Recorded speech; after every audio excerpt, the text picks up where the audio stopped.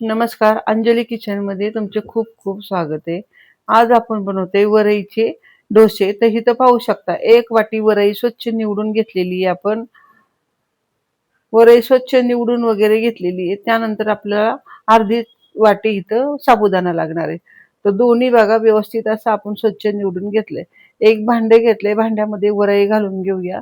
त्यानंतर आपण जी अर्धी वाटी इथं साबुदाणा घेतलेला आहे तो पण टाकूया. आता हे दोन्ही आपल्याला 1-2 पाण्याने स्वच्छ धुवून घ्यायचे.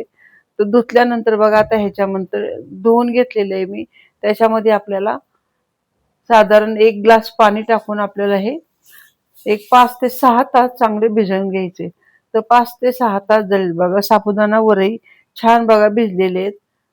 इथं पाहू शकता तुम्ही, साबुदाणा पण छान भिजलाय. हातावर बघायचा, व्यवस्थित असा साबुदाणा दबला जातोय म्हणजे छान भिजलेले. एक 5 ते 6 तास मी चांगलं भिजवून घेतलेले, किंवा तुम्ही रात्रीचंही भिजायला घालू शकता. आता ह्यातलं पूर्ण पाणी नितळून काढायचं आणि मिक्सरच्या भांड्यामध्ये घेऊया. तर सर्व साबुदाणा वरई आपण ह्या मिक्सरच्या भांड्यात घेतलेले, पाणी नितळून काढलेले. त्यानंतर आता ह्याच्यात थोडंसं साहित्य टाकायचे. तर बघा, इथं हिरवी मिरची टाकली मी एक फक्त, कारण खूप तिखट मिरची, तिखट तुमच्या आवडीने टाका.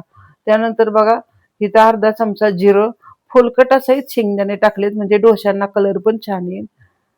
शेंगदाणे भाजून टाकायचे. एक बटाट्याचं साल काढून घ्यायचं, बारीक कट करून हा कच्चा बटाटा आपण ह्यात घालूया, म्हणजे आपली जे डोसे आहेत ते पण छान होतील. त्यानंतर चवीनुसार इथं मीठ टाकूया. इथं आपण इनो, सोडा, दही वगैरे काही वापरणार नाहीये. तर थोडं थोडं पाणी टाकून आपल्याला हे सैलसर पीठ आहे ते तयार करून घ्यायचे. इथं बघा वाटून झालेलं आहे, एका भांड्यामध्ये आपण काढून घेऊया. तर अशा पद्धतीने एकदम बारीक असं आपल्याला हे वाटून घ्यायचंय. ह्याच्यामध्ये थोडी पाण्याची गरज आहे, तर मिक्सरच्या भांड्यातच पाणी टाकू आणि आपण हे व्यवस्थित असं एकसारखं करून घेऊया. जास्त घट्ट वगैरे करायचे नाही, थोडं रसरशीत असं पातळ आपल्याला हे मिश्रण तयार करायचं, जे जे करून आपल्याला डोसे टाकता येतील. तवा पण तापायला ठेवलेला आहे कडेला, इथं पाहू शकता. आता तव्यावर थोडंसं तेल टाकून तवा आपण पुसून घेऊया. गॅस जास्त मोठा ठेवायचा नाही. तवा तापून घेऊन गॅस बारीक केलेला आहे मी. आता इथं तेल पुसून काढलेलं आहे आपण, इथं पाहू शकता. आणि आता आपल्याला ह्याच्यावर डोसा टाकून घ्यायचा आहे. तर 2 ते 2.5 पळी, कारण पळी छोटी असल्यामुळे मी इथं 2-2.5 पळ्या इथं टाकलेल्या आहेत. आणि मस्त बघा झटपट असा आपण हा वरईचा डोसा तयार केलेला आहे. अगदी जर तुम्हाला खिचडी आवडत नसेल तर अशा पद्धतीने झटपट डोसे तुम्ही बनवू शकता. ह्यामध्ये आपण इनो, सोडा वगैरे काही टाकलेला नाही, तरी पण आपल्या ह्या डोस्याला सुंदर बघा जाळी सुटलेली आहे. इथं पाहू शकता तुम्ही. अगदी भिजवून पण ठेवलं नाही आपण, अगदी लगेचच करायला घेतलेले. आणि छान असे हे डोसे आपण आता झाकण टाकून इथं याला 1-2 मिनिटं ठेवूया आणि झाकण काढून घेऊया. इथं पाहू शकता झाकण काढून घेतलेले.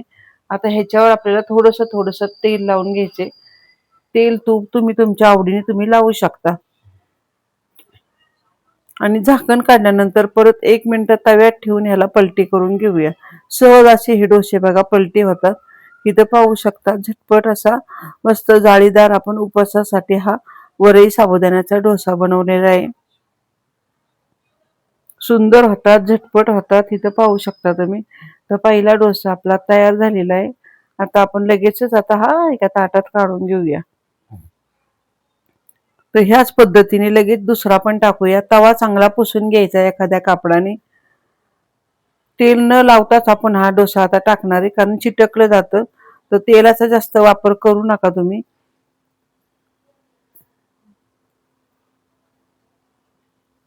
तर अशा पद्धतीने बघा दुसराही डोसा टाकून इथं टाकलेला आहे. आता ह्याच्यावर 1-2 मिनिटं झाकण टाकूया, वरून थोडंसं तेल लावून घेऊया.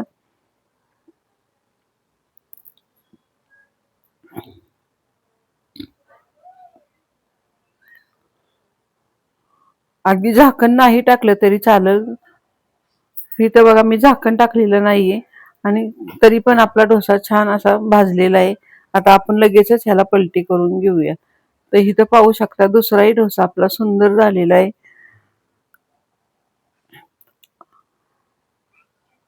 आणि अशा पद्धतीने आपण 1-2-4 डोसे आता बनवून घेऊया. अगदी झटपट रेसिपी आहे, छान आहे। तर इथं पाहू शकता 4 डोसे मी एवढ्या पिठामध्ये आता बनवलेले आहेत। इथं पाहू शकता तुम्ही सुंदर अशी ह्याला जाळी सुटली। आपण इथं इनो, सोडा, दही वगैरे काही घातलेलं नाही, तरी पण आपले हे झटपट असे वरईचे उपवासासाठी डोसे आपण तयार केले। कुणाला खिचडी जर आवडत नसेल तर अशा पद्धतीने तुम्ही डोसे बनवा, सुंदर होतात। ह्याच्यासोबत एखादी शेंगदाण्याची चटणी किंवा दही बटाट्याची भाजी तुम्ही बनवू शकता। इथं मी फक्त आज डोसे बनवलेले आहेत, इथं पाहू शकता तुम्ही। आणि एवढ्या वरईमध्ये आपले हे सुंदर असे 4 ते 5 डोसे तयार झालेले आहेत। एकदम मऊ मुलायम आणि छान डोसे होतात बघा। गरम जर खाल्ला तर एकदम छान असा कडक राहतो। आणि अशा पद्धतीने बघा हे उपवासासाठी आता आषाढी एकादशी येते, तर कुणाला जर खिचडी आवडत नसेल तर अशी झटपट असे वरईचे डोसे तुम्ही करून बघा, खायला सुंदर लागतात। त्याच्याबरोबर चटणी, दही तुम्ही काही खा। आणि अशा पद्धतीने जर तुम्ही हे डोसे बनवून खाल्ले तर सर्वांना आवडतील। आणि आजची रेसिपी जर तुम्हाला आवडली असेल तर चॅनलला पटकन सबस्क्राईब करा, शेअर करा, कमेंट करा। धन्यवाद।